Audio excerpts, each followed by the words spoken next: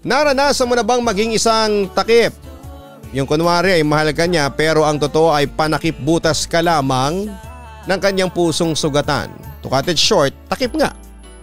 Dear Papa Dudut, una sa lahat ay gusto ko munang batiin kayo ng isang magandang gabi lalo na sa inyong mga tagapakinig.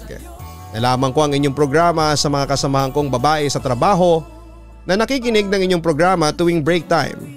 Dahil doon ay na-curious ako at kinalaunan ay nakahiligan ko na rin po ang pakikinig sa inyong programa.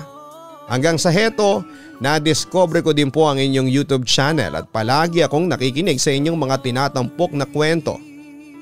Papa Dudo, tawagin niyo na lamang po ako sa pangalang Cosma, 29 years old at isang supervisor sa isang garment factory dito sa Laguna. Ang kwentong ibabahagi ko sa inyo ay may ilang taon na rin po ang lumipas. Second year college pa lamang ako noon nang makilala ko po si Sierra May. Totoo niyang pangalan. Kaklase ko siya noon at talagang nagkagusto ako sa kanya dahil sadyang napakaganda niya. Kaya lahat ng mga lalaki sa eskwelahan namin ay nagkakagusto rin sa kanya. Pero Papa Dudut, hindi ako magustuhan noon ni Sierra dahil isa akong nerd.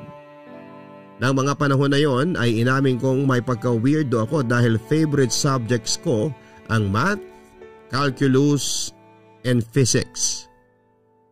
Bukod dito ay kabisado ko ang buong periodic table of elements. Aspiring scientist din ako ng mga panahon na yon. Pero yon ang isa sa mga dahilan para ma-turn off sa akin si Sierra. At sa halip na seryosohin ako ay madalas niya akong pagtawanan at laitin sa tuwing nagtatangka akong manligaw sa kanya. Ngunit kahit na ilang beses pa akong mapahiya ay baliwala lang sa puso kong uhaw sa kanyang pagmamahal. Hindi pa rin ako tumigil sa panliligaw kay Sierra. Sierra, flowers for you. Nahihiya kong sabi kay Sierra habang binibigay ko sa kanya ang isang bouquet ng bulaklak na nagkakahalaga noon ng isang buong weekly allowance ko. Nanligaw ako noon sa loob ng school cafeteria kaharap ang ilang kaibigan ni Sierra na sina Nika, Jem at Diego. Wow, Sierra May! May pabigay-bigay pa ng bouquet ng red roses ang nerdy na yan ha. Pang-asar ni Jem sa aking nililigawan. Teka, para saan to? Bakit mo ko binibigyan ito? Tanong sa akin ni Sierra habang lantaran sa pagpapakita ng disgusto sa akin. Well, obvious naman na gusto kang gawing girlfriend ni Cosma, pang-aasar naman ni Nika. Pagkatapos ay nagtawanan ang mga kaibigan ni Sierra. Grabe, hindi kinain ng powers ko ang isang ito, kaloka, ang lakas ng loob, ang sabi naman ng baklang si Diego. Hindi lang malakas ang loob kundi makapal pang muka. Dagdag pa na insulto ni Nika sa akin. Girls, awat na. Huwag niyo namang insultihin si Cosma. Awat ni Sierra sa mga kaibigan niya habang nakangising nakatingin sa akin. Teka Sierra, don't tell us na gusto mo siyang maging boyfriend. Yak! Ang sabi ni Jem na tila nandidiri sa akin. Sa pagkakataong yon, Papa Dudut, ay naglakas na ako ng loob na sabihin kay Sierra ang aking malinis na hangarin. Pwede ba kitang maging date ngayong parating na Valentine's? Pero nagtawanan ulit sila sa sinabi ko at sa pagkakataong yun ay kasama na si Sierra. O kita mo na Sierra May, ang kapal ng mukha, pangiinsultong sabi ni Diego patungkol sa akin. Sa puntong yon ay nagsalita na ng pagkadisgusto si Sierra. Ang lakas rin ng loob mo ha, Cosma. Saan ka ba nakabili ng self-confidence? Teka, baka naman nakahit-hit ka ng katol kaya ka ganyan. Aminin ko na nasaktan ako at nawala na parang bula ang aking self-confidence at hindi na ako makatitig sa mga mata nila dahil doon. Sana huwag niyo naman akong pagtawanan sa mga nararamdaman ko. Wika ko. Cosma, anong hangin ang pumasok sa utak mo at naisipan mo akong gawin mong date ngayong Valentine's? Tanong niya sa akin. Sierra, gusto kita. Sa totoo lang ay hindi lang basta pagkagusto yung nararamdaman ko sa iyo. In love na ako sa iyo. Sagot ko na nagdulot ng mas matinding tawa at pangiinsulto mula sa mga kaibigan ni Sierra. Alam mo Cosma, sa totoo lang, natatawa ako sa iyo kasi sa dinami-dami ng babae dito sa campus sa akin ka pa nagkagusto. Aba, magaling ka ring pumili ng babae, sarkastikong wika ni Sierra sa akin. Pero sa palagay mo ba ipapatulang ko ang isang nerd na katulad mo? Hindi. Makita pa nga lang kita nasusuka na ako. Tingnan mo nga yung itsura mo, lampayato tapos yung mukhang baliw. Cosma, tatapatin na kita. Huwag ka nang umasa sa akin kasi hindi tayo magka-level.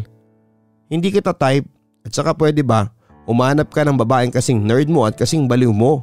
Pagpapatuloy pa niya.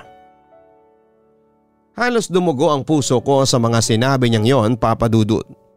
Ngunit pinigilan kong umiyak lalo na sa harapan ng mga mapang-insulto niyang mga kaibigan. Alam kong hindi ako kasing gwapo ni Rob pero tama naman ako magmahal, Sierra. Sana naman ay hayaan mo akong ipakita sa inyo kung gaano kita kamahal. Sabi ko sa babaeng iniibig ko. Pwede ba Cosma? Gumising ka nga dyan sa kahibangan mo. Naiinis na si Sierra sa akin ng mga oras na yon. Sige kung ayaw mo kong kadate sana tanggapin mo na lang itong bulaklak. Mahina kong sabi. Doon ay kinuha ni Sierra ang bouquet ng bulaklak na hawak ko at hinampas yon sa ulo ko. O ayan para magising ka sa katotohanan ha. Sabi pa niya sa akin sabay alis kasama ng mga kaibigan niya. Samantala nakita yon ng ibang estudyante sa cafeteria at nakita kong nakangisi at pinagtatawanan nila ako.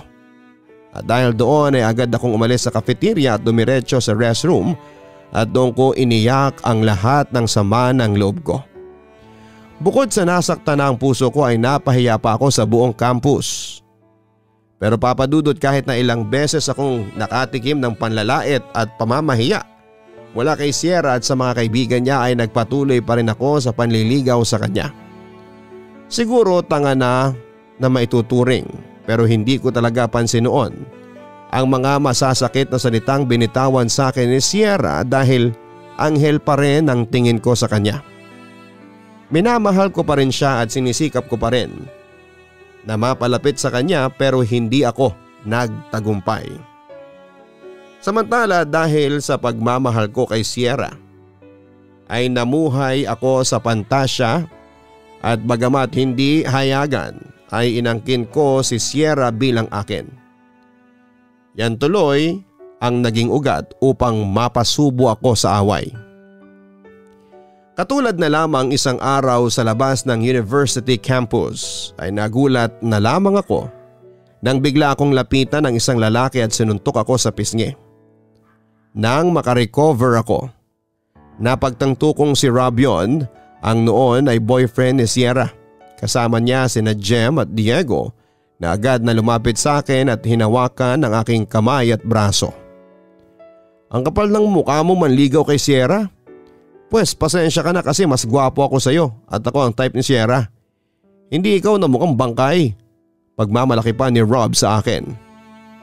Sa kabilang banda ay patuloy akong pumapalag sa pagkakahawak ni na Diego at Jem. Heto hawak na namin siya. Bugbugin mo na itong nerd na to, ang sabi pa ni Diego. Pagkatapos noon ay walang awa kong inundayan ang suntok ni Rob. Papa Dudut, aaminin ko na wala akong laban kay Rob dahil mas malaki ang katawan niya kaysa sa akin. Kaya para akong punching bag na pinagbubugbog niya, buti na lamang at dumating si Sierra at inawat na si Rob. Eto kasing si Cosma ay nagsimula ng away. Biruin mo ang lakas niyang manligaw pa rin sa'yo kahit na alam niyang may boyfriend ka na. Ang wika ni Rob. Tinuturuan ko lang ng leksyon ang gagong to. Tama na Rob. Huwag mo na siyang saktan. Awat ni Sierra sa kanyang boyfriend at akala ko ay tapos na ang lahat pero bumaling sa akin ang babaeng iniibig ko. Ang lakas ng loob mong magsimula ng away. Galit na wika ni Sierra sa akin. At saka bakit ba ayaw mo akong tigilan? Ilang beses ko nang sinabi sa iyo na ayaw ko na sa iyo at hindi kita type. At saka kahit kailan ayaw kitang maging boyfriend, sigaw niya sa akin. Ayan ha Cosma, narinig mo na. Ayaw sa iyo ni Sierra so please, tigilan mo na ang girlfriend ko. Kasi kung hindi, pasasabugin ko yung pagmumukha mo. Segunda pa ni Rob. Sierra, mahal kita. Bulong ko sa aking sarili habang umiiyak. Pero narinig yon ni na Sierra at Rob. Magising ka na nga sa katotohanan, Cosma. Una sa lahat, hindi tayo bagay sa isa't isa. Pangalawa, hindi ikaw ang tipo kong lalaki. Pangatlo, wala akong nararamdamang espesyal para sa'yo. Kaya gumising ka na sa katotohanan. Parang awa mo na. Cosma, layuan mo na kami ni Rob, ang sabi ni Sierra. Tandaan mo, hindi ako pinanganak at ginawang maganda ng Diyos para lang ikaw ang makatuluyan ko. Dagdag pa niya. Papadudot, tagos sa puso ko yung mga sinabi sa akin ni Sierra. Nang mga panahon na yon ay isa lamang ang hinangad ko. Ang mamatay. Sobra kasing nadurog ang puso ko noon kaya napabayaan ko na ang sarili ko. Walang araw at gabing hindi ako umiiyak at parang araw akong bakla, sabi ng mga kaibigan ko dahil iniiyakan ko raw ang walang kwentang bagay. May pagkakataon pang nagtangka akong magbigti sa bahay namin. Mabuti na lamang at nailigtas ako ng mga kaibigan ko nang makita nilang nangingisay ako habang nakabigti. Natatandaan kong dinala ako noon sa ospital at nang nagkamalay na ako ay sinabi ko sa aking mga magulang ang nangyaring kabiguan ko sa pag-ibig. Papadudot, ginawa naman ng pamilya ko ang lahat para paganin at pasiyahin ang buhay ko. Pero binalot pa rin ng kalungkutan ang buhay ko dahil sa kakaisip sa katotohanang hindi mapapasakin si Sierra kahit na kailan. Samantala nagpatuloy pa rin ako sa pagpasok sa eskwelahan pero sinadya kong iwasan sina Sierra, Rob at mga kaibigan nila para maiwasan ko na ang gulo. Ngunit may mga pagkakataon pa rin hindi ko nagagawang umiwas dahil may ilan akong subjects kung saan ay magkaklase kami. Kapag ganoon ay iniiwas ko na lamang ang tingin ko at umaalis agad ako ng classroom pagkatapos ng klase namin. Pero isang araw ay hindi ko akalain na magaganap ang isang himala. Nagulat na lamang ako nang biglang lumapit sa akin si Sierra. Bakit, Sierra? Anong kailangan mo sa akin? Nahihiya kong tanong sa kanya. Yung tungkol sa nangyaring away ninyo ni Rob. I'm sorry about that. Hindi ko gustong saktan ang damdamin mo. Mahinahon at tila naglalambing na wika ng babae. Teka. Nung isang buwan pa yun ha. Don't worry, nakamove on na ako doon. Sagot ko naman sa kanya. Pero isang malaking himala na humingi ka sa akin ng sorry. Bakit, ayaw mo ba? Tila mapanuksong wika ni Sierra sa akin. Sa totoo lang, papadudot ay hindi talaga ako makapaniwala noon sa aking mga narinig. Mula sa babaeng diring-diri sa akin ay hindi ko alam kung may binabalak ba siya o ang mga kaibigan niya laban sa akin. Baka pinagpupustahan lang nila ako. Ewan at hindi ko na yon pinansin, papadudot. Ang mahalaga ay magiging malambing na yung dating mailap na babae. Alam mo ba, nakipag-break na ako kay Rob? Nanunuksong tanong niya sa akin. Bakit naman? At saka bakit mo sinasabi sa akin yan? Usisa ako naman. Nakipaghiwalay ako kay Rob kasi may mahal akong iba at ikaw yun, Cosma. Pagtatapat sa akin ni Sierra. Natigilan ako. Hindi ko alam kung matatawa ba ako o matatakot sa sinabi niya. Nasabi kong matatakot kasi hindi malayong pinagpupustahan lamang ako ni na Sierra at mga kaibigan niya. Cosma, matagal na ako may gusto sa iyo kaso nagpretend lang ako na ayaw ko sa iyo kasi nga hindi ba natatakot akong okrayin ng mga kaibigan ko. Hindi sa kinakahiya ko yung totoong nararamdaman ko pero ayaw ko lang na intrigahin ako ng mga yon. Pag-amin ni Sierra sa akin. Nanatili lamang ako nakatingin sa kanya at inoobserbahan ang kanyang ekspresyon. Mukhang nagsasabi naman siya ng totoo sa akin. Kung alam mo lang, Cosma, kung gaano ako nasasaktan sa tuwing pinagsasalitaan kanila ng hindi maganda. Cosma, tandaan mo ha, hindi ka pangit. Oo, maaaring payat ka pero may itsura ka. At nagkagusto na ako sa iyo noong una pa lamang kitang makita. Pagpapatuloy pa ni Sierra. Baka naman binobola mo lang ako at pinagpupustahan ako ng mga kaibigan mo. Pagsususpetsa ko. Hindi ako nambobola. Seryoso ako. At saka hindi naman mahalaga sa akin ang itsura. Ang importante sa akin ay mahal mo ako. Cosma, please, make me yours. Pangaakit sa akin ni Sierra. Papadudot, hindi ako makapaniwala noon na si Sierra na mismo ang lumapit sa akin at inamin niya sa akin na mahal niya ako. Sa totoo lang ay para ako nananaginip ng mga panahon na yon. At sinabi ko pa noon sa sarili ko na kung sakaling nananaginip ako ay huwag na sanang magising. Pero hindi talaga ako nananaginip at totoong kasama ko si Sierra. Siyempre sobra akong natuwa dahil natupad na rin ang pinapangarap ko. Kaya wala akong inaksayang pagkakataon at ginawa ko noon ang lahat para sumaya sa piling ni Sierra, Papadudot. Sa madaling salita ay ginawa ko siyang mundo. At yun nga, minahal ko si Sierra at ginawa ko ang lahat para mapasaya lamang ang girlfriend ko. Dahil sa nagmula ko sa may kayang pamilya ay nasunod ko ang lahat ng luho ni Sierra. Madalas ko rin siyang bigyan ng regalo noon at dalhin sa mga mamahaling restaurant para sa aming date. Pero sa kabila ng efforts ko ay nararamdaman kong hindi naging masaya sa akin si Sierra. Ako lang kasi ang nagdadala ng relasyon namin. Pero nagbulag-bulagan pa rin ako at nagpretend na masaya ako sa setup namin. Ngunit ang hindi ko alam ay isang katotohanan ang hindi ko inaasahang matutuklasan. Isang araw habang nasa loob ng cafeteria kasama ang aking kaibigan na si Brian ay naka-receive ako ng text message mula sa aking girlfriend. Hindi raw siya makakasabay sa akin sa pag-uwi dahil meron daw siyang case study na dapat natapusin. Ewan ko, Cosma. Pero hindi ako naniniwala dyan sa girlfriend mo, ha. Malakas kasi ang kutob ko na niloloko ka lang yan. Pagtatapat ni Brian sa akin. Bagamat aaminin ko, Papadudot, na nakukutuban ko na rin na parang may mali sa mga kinikilos ni Sierra ay nagbulag-bulagan ako. Hindi naman siguro, Brian. Nararamdaman ko na mahal ako ni Sierra, ang sabi ko sa kanya. Cosma, nararamdaman kong nagpapanggap lang siya na mahal ka niya. At saka tingnan mo kung mahal ka niya talaga. Hindi siya mahihiyang iharap ka sa madla bilang boyfriend niya. Aniya. Brian, alam mo namang aasarin lang siya ng mga kaibigan niya kapag nalaman niyang girlfriend ko siya. Pagtatanggol ko sa aking girlfriend. Ngunit nagpatuloy pa rin si Brian.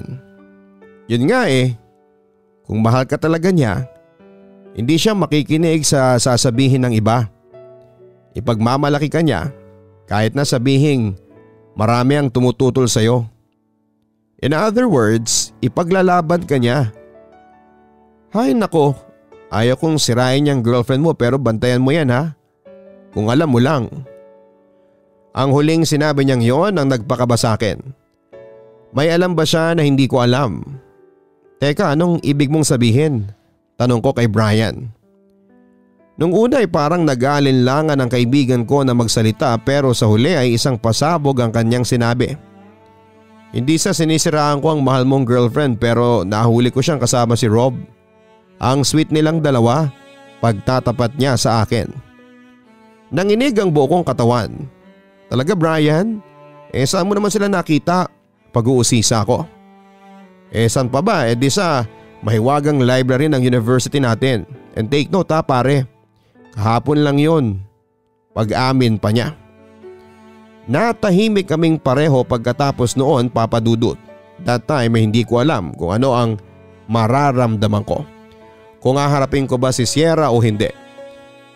Bakit hindi mo kagad sinabi sa akin? Mahina kong wika sa aking kaibigan. Siyempre nakalimutan ko. Tingnan mo naman, fully loaded ako ng mga projects. Pero hindi ko intensyon sekreto yun sa'yo. Well, kung sabagay kahit na sabihin ko sa iyo yun hindi ka pa rin maniniwala in the first place. Kasi sobrang mahal na mahal mo yung girlfriend mo. Cosma, nasa sa'yo yan kung gusto mong maniwala. Basta advice ko lang sa'yo obserbahan mo yang si Sierra. Payo sa akin ni Brian. Papadudot, sa totoo lang ay hindi ako nakatulog kinagabihan kakaisip sa sinabing yon ni Brian. Lalo na at napraning pa ako noong hindi sinasagot ni Sierra ang mga tawag at text ko sa kanya. At that point ay kinabahan ako. Baka nga totoo talaga yung hinala kong niloloko lamang ako ng boyfriend ko. Kaya kinaumagahan ay maaga akong pumasok ng school para abangan si Sierra. Matagal ako naghintay sa kanya ngunit nainip ako nang hindi ko siya nakita. Hindi na ako pumasok noon sa 2 subjects ko para lamang hanapin si Sierra sa mga klase niya, pero maski siya ay absent din pala. Papadudot na wala ako ng lakas na pumasok pa sa eskwelahan ang araw na yon kaya nag-decide na lamang ako na umuwi. Ngunit bigla ko naalala ang address ng dorm na tinutuluyan ng girlfriend ko. Kahit na first time akong pupunta at hindi ako pamilyar sa lugar na yon ay wala akong pakialam. Malaman ko lang kung nasaan na at ano na ang ginagawa ni Sierra. Samantala pagdating sa labas ng dorm ni Sierra ay tinawagan ko ang aking girlfriend dahil bawal magpapasok ng lalaki sa loob. Pero tulad ng inaasahan, subscriber cannot be reached at ang madalas na sinasabi sa akin ng operator. Kaya napagpasyahan ko nang maglibot-libot sa paligid ng dormitory. Hanggang sa maispatan ko ang isang pamilyar na kotse. Nilapitan ko yon at nakumpirma kong kotse yon ni Rob. Nakita ko rin na bukas ang pinto at may 2 taong naglalambingan at naghahalikan sa loob. Na-recognize ko kagad ang lalaki bilang si Rob pero nanginig ang buong katawan ko sa galit nang ma-realize kong si Sierra ang kahalikan niya. Kaya wala akong pag-aalinlangang sugurin sina Rob at Sierra. Isang suntok ang binigay ko noon kay Rob at gaganti sana siya ng suntok sa akin pero umawat lang si Sierra. Cosma, magpapaliwanag ako. Ang wika ni Sierra sa akin ngunit agad ko na yung pinutol. Ano pang i-explain mo? Kitang-kita ko ang paghahalikan ninyong dalawa. Mga walang hiya kayo? Sigaw ko sa kanya. Sierra, minahal kita. Naging tapat ako sa iyo. Ibinuhos ko ang lahat ng pagmamahal ko sa iyo. Kinain ko ang pride ko para lang sa iyo tapos lolokohin mo lang pala ako. Alam mo, bilib ako sa acting mo. Pang Grand Slam. Ang laki kong tanga kasi hinayaan kong maniwala ako sa iyo. Dagdag ko. Sinusubukan pang magsalita ni Sierra pero agad ko rin siyang pinigilan dahil ayoko nang marinig ang mga kasinungalingan niya. Sierra, papalayain na kita. Maghiwalay na tayo, magsama na kayo ni Rob na yan. Sigaw ko ulit sa kanya sabay alis. Papadudot galit kay Sierra at pagkaawa sa aking sarili ang naramdaman ko ng panahon na yon. Hindi ko matanggap na niloko ako ni Sierra at palabas lang ang lahat. At dahil sa likas na mababaw ang luha ko at wala akong ginawa kundi ang mag-iyak dahil sa kapaitang sinapit ko. Pero papadudot kahit na anong gawin ko ay hindi ko makuhang magalit ng habang buhay o kalimutan ng tuluyan si Sierra. Mahal ko pa rin siya pagkatapos ng lahat. Siguro matalino nga akong may tuturing sa pag-aaral pero napakabobo ko naman pagdating sa pag-ibig. Hinayaan ko kasi noong malubog ang buhay ko noon sa kalungkutan ng dahil lamang sa isang babae. Oo, pinagpatuloy ko pa rin ang katangahan ko kay Sierra.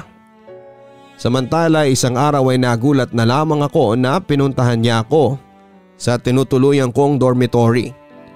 Naawa ko sapagkat numanap siya sa akin na namumugto ang kanyang mga mata. Mukhang may malaking problema si Sierra kaya agad ko siyang pinatuloy at sinubukang pakalmahin. Napakalaki kong tanga. Nagpaloko lang ako sa kanya. Akala ko minahal niya ako at naniwala ako sa kanya pero nagkamali ako kasi hindi pala niya ako mahal at pinagpalit niya ako sa ibang babae. Ang sama-sama niya, Cosma. Walang kasing sama ang lalaking yon, ang kwento pa ni Sierra. Papadudot na lungkot ako ng sobra sa sinapit ni Sierra. At lahat ng tampo at sama ng loob ko ay biglang nawala na. Sa kabilang banda ay nanaig sa aking puso ang galit kay Rob sa ginawa niyang panluloko sa babaeng pinakamamahal ko. Tama na. Huwag mo nang iyakan pa ang lalaking yon, ang sabi ko sa kanya habang pinapapayapa ko ang kanyang kalooban. At saka Cosma, may sasabihin ako sa iyo. Buntis ako at si Rob ang ama. Pagtatapat niya sa akin. Lagot ako sa mga magulang ko kapag nalaman nilang buntis ako. Tapos kapag nalaman nilang tinakasan ako ng lalaking nakabuntis sa akin, sigurado akong bubugbugin ako ng tatay ko. Naiiyak pa niyang wika. Napabuntong hininga ako. Alam na ba ni Rob na buntis ka? Handa ka ba niyang panagutan? Tanong ko sa kanya. Ngunit umiling lamang si Sierra. Oo, alam na niya, nasabi ko na sa kanya, kaso tinatanggi niya na siya ang ama ng dinadala ko. Pagpapatuloy pa niya. Sa puntong yun ay lalong sumiklab ang galit ko kay Rob. Humanda siya sa akin, igaganti kita. Pero pinigilan ako ni Sierra. Huwag ka nang gumanti. Ayokong magkasakitan kayong dalawa ng dahil lang sa akin. Aniya. Pero Cosma, anong gagawin ko? Nakikiusap naman ako na tulungan mo naman ako. Sa pagkakataong yon ay tuluyan na nga siyang napahagulhol. Niyakap ko naman siya. Nagbabaka sakaling mahihimasmasan siya, Papa Dudut. Hinayaan ko si Sierra na umiyak sa aking balikat. Sige, iisip ako ng paraan para matulungan ka, ang sabi ko sa kanya. Tumingin naman siya sa akin habang lumuluha. Mahal mo pa ba ako, Cosma? Tanong niya sa akin. Sierra, kahit kailan hindi nagbabagong nararamdaman ko para sa iyo. Kaya nga palagi kitang tinutulungan, hindi ba? Mahal pa rin kita hanggang sa ngayon. Pag-amin ko, gusto kong malaman mo na handa akong saluhin ang responsibilidad sa iyo ni Rob. Kung hahayaan mo lang ako, aakuin ko yung anak mo. Ako ang haharap sa mga magulang mo. Napatigil sa pag-iyak si Sierra at bagyang kumalas sa aking pagkakayakap. Pero ayaw ko namang maging unfair sa iyo, ang sabi pa niya. Pero Papa Dudut, handa akong gawin ang lahat kahit pa maging panakip butas lamang ako. Basta ayaw ko lang siyang makitang umiiyak. Pananagutan kita, Sierra, ang sabi ko. Huwag kang mag-alala, hindi ka iiyak sa piling ko at gagawin kong lahat maging masaya ka lamang. Yon ang pinangako ko sa kanya. At yun nga, Papa Dudut, inako ko ang anak ni Sierra at ako ang sumalo ng responsibilidad sa kanya. Sa madaling salita ay naging panakip butas lamang ako. Sinikap ko pa rin maging mabuting boyfriend kay Sierra at ako ang sinandalan niya sa mga oras na down siya.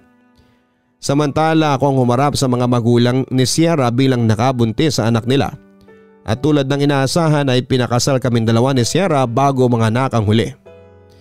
Papa Dudut, inaamin ko na nakaramdam ako ng kasiyahan noon dahil asawa ko na nga si Sierra.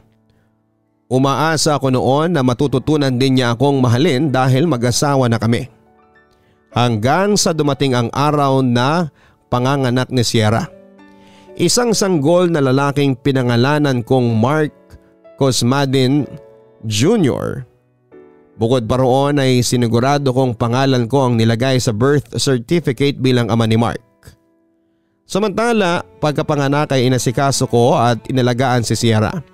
Sinikap kong gawing mabuting asawa sa kanya pero ang inaakala kong mamahalin ako ng asawa ko pagkatapos ng mga paghihirap ko sa kanya ay kabaligtaran ng nangyari. Oo, nagpatuloy siya sa pagtataksil sa akin at kay Rob pa. Dahil doon ay madalas naming pag-awayan yun ni Sierra. May pagkakataon na napagbubuhatan ko na siya ng kamay at ayaw ko sanang gawin yon pero sagad na ako, Papa Dudut.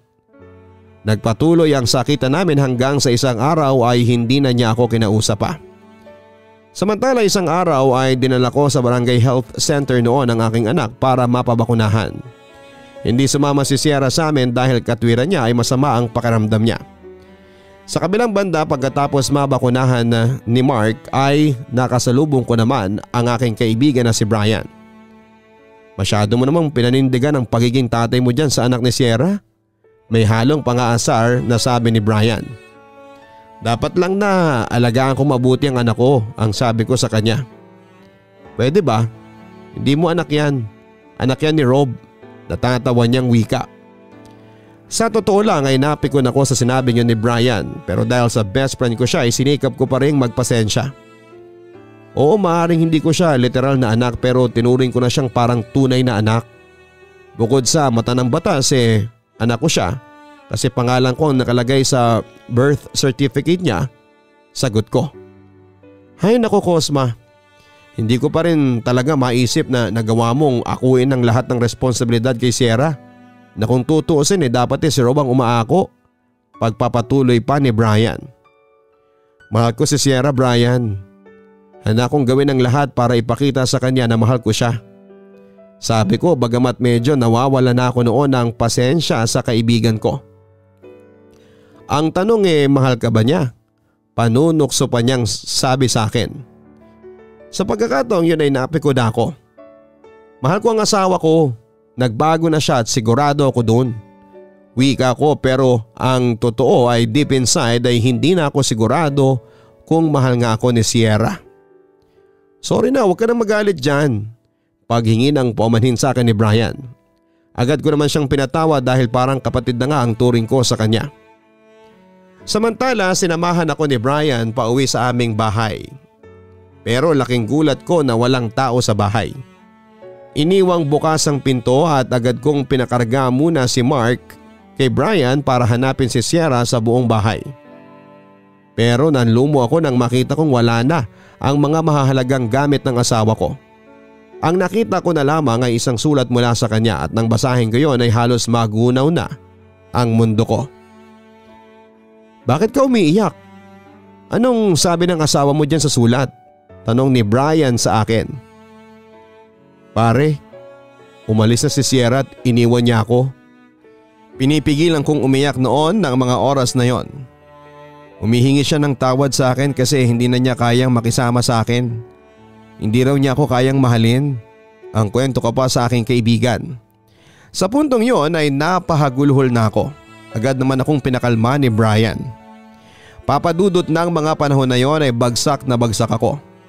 Marami kasi ang nawala sa buhay ko. Una ang kinabukasan ko dahil ng panahon na yon ay kinasal na kami ni Sierra ay natigil ako sa pag-aaral. Pangalawa ay si Sierra na noong mga panahong yon ay labis-labis kong minahal. Gustuhin ko mang umiyak noon pero wala akong maiiyak na.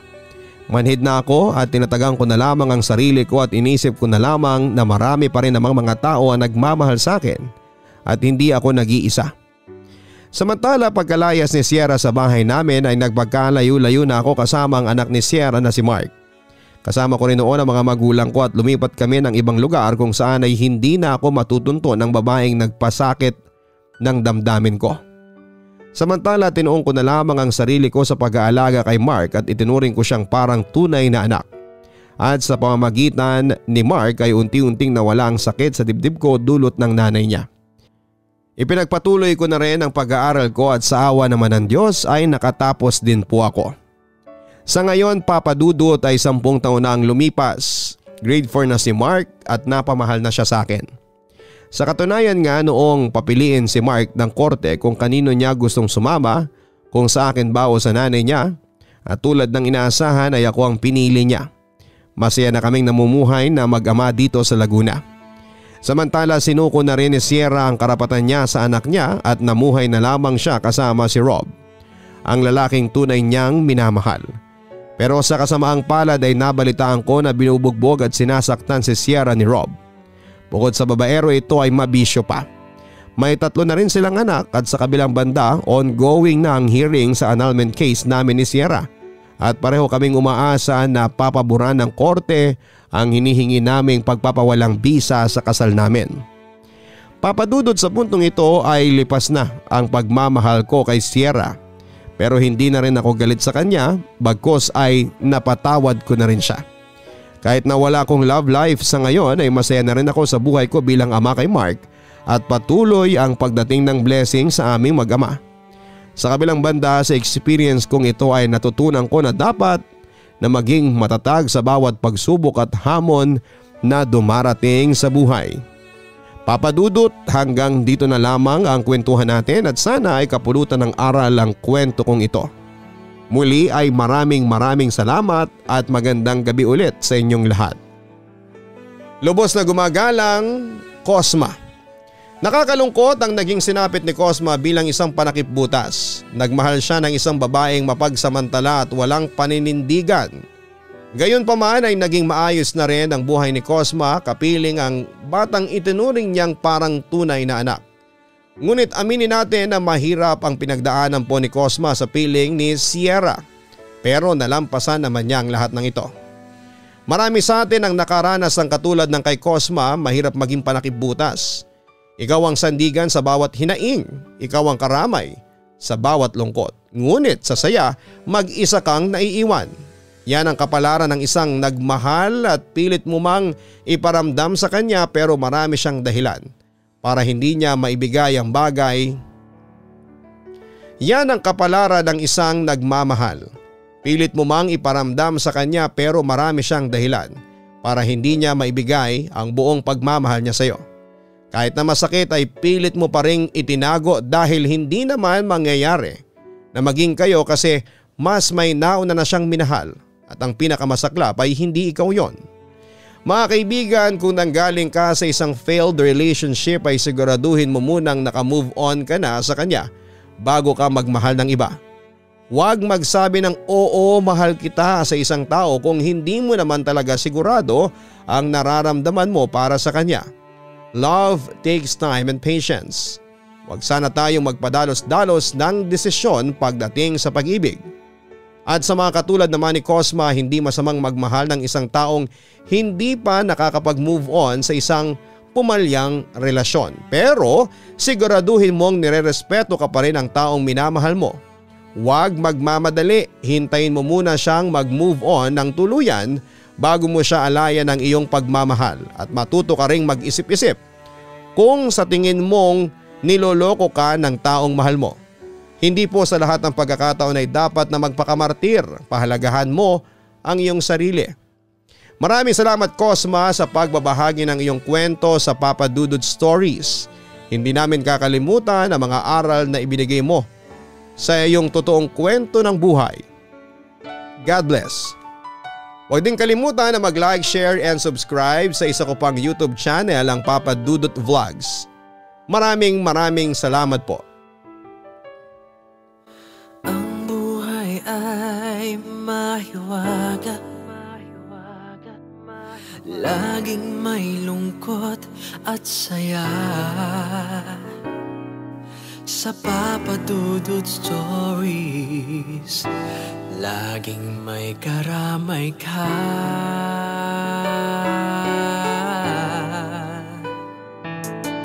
Mga problemang kaibigan, ito ay pakikinggan ka. Sa Papa Dudut Stories, kami ay iyong kasama. Dito sa Papa Dudut Stories, ikaw ay hindi nag-iisa.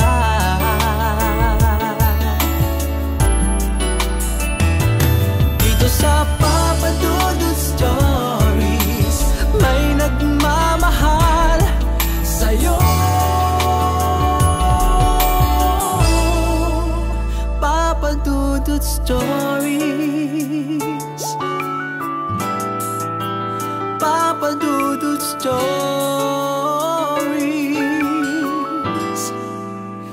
Papa Dudut Stories.